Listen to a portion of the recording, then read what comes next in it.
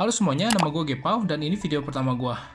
Jadi belakangan ini gue baru aja ambil tes proficiency Mandarin dan lulus HSK 5. Dan hasilnya juga lumayan ya.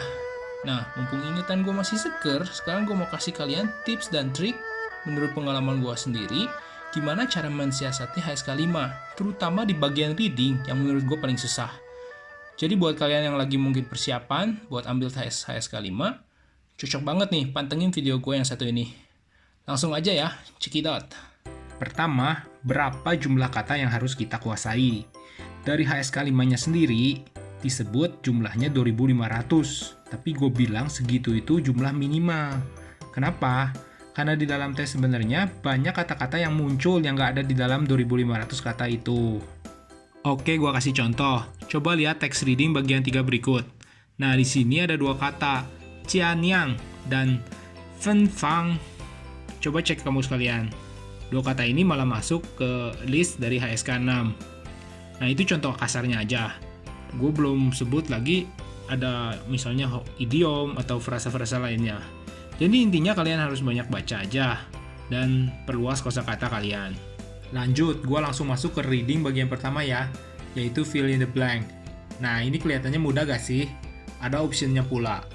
Tapi jangan terkecoh, ini mudah kalau lu itu Chinese native speaker. Di tiap bahasa itu ada sekelompok kata yang biasanya dipakai bareng. Kalau istilahnya dalam bahasa Inggris itu collocation.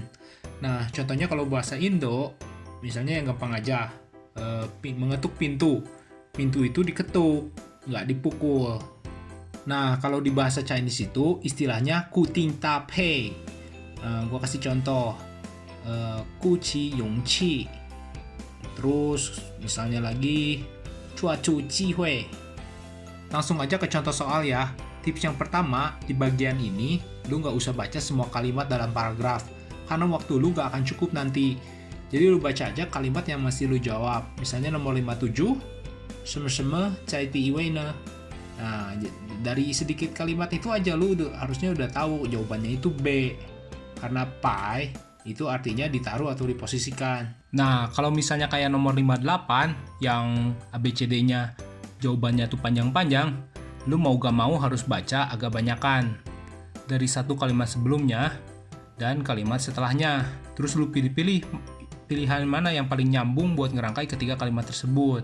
Nah, sekarang lihat yang nomor 60.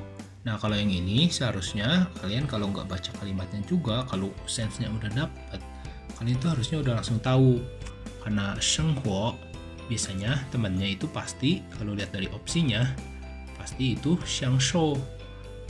Xiangshou shenghuo. Tapi tetap sebaiknya kalian harus pastikan pilihan-pilihan yang lainnya itu nggak cocok. Nah, misalnya yang pilihan A, changwo. Artinya itu changwo itu menguasai. Nah, yang cocok untuk changwo itu biasanya yuan, bahasa dan lain-lain. Terus yang ke C, chengshou. Nah, biasanya temannya itu apa? Chungliang atau kaoyan. Terus yang pilihan D, chengdan. Nah, kalau yang ini biasanya temannya bisa macam-macam nih. Feiyong, Yiwu, Zhiren, dan lain-lain. Jadi bagian yang ini tuh gampang-gampang susah sebenarnya. Intinya kalian harus banyakin baca biar sense bahasanya tuh dapat.